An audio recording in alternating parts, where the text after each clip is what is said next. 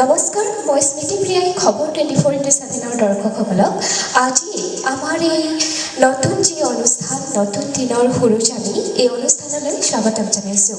আজি আমি উপস্থিত হৈছোঁহি য়কৰ জাজিমুখ অঞ্চলৰ ভাস্কৰজ্যোতি মইনা পাৰিজাতৰ কণ মইনাসকলৰ সৈতে। নিশা যিমানেই নহওক ৰাতিপুৱাবৈ সূৰজ ওলাবই। আজি আমিও সেই নতুন দিনৰ নতুন সূৰুজৰ এই যি অনুষ্ঠান এই অনুষ্ঠানৰ মাজেৰে উঠি অহা প্ৰজন্মক এখন মঞ্চ দিছোঁ।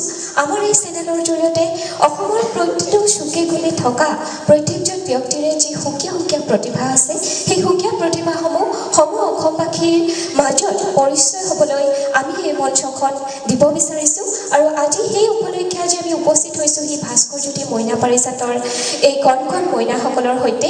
আৰু আমি আশা কৰিছোঁ এই মইনা পাৰিজাতৰ যিসকল উঠি আহিছে নতুন প্ৰজন্মৰ কণ মইনা তেওঁলোকে আৰু আগবাঢ়ি যাওক। আৰু আজি আমি এই অনুষ্ঠানটি আপোনালোকৰ আগলৈ দাঙি ধৰিছোঁ।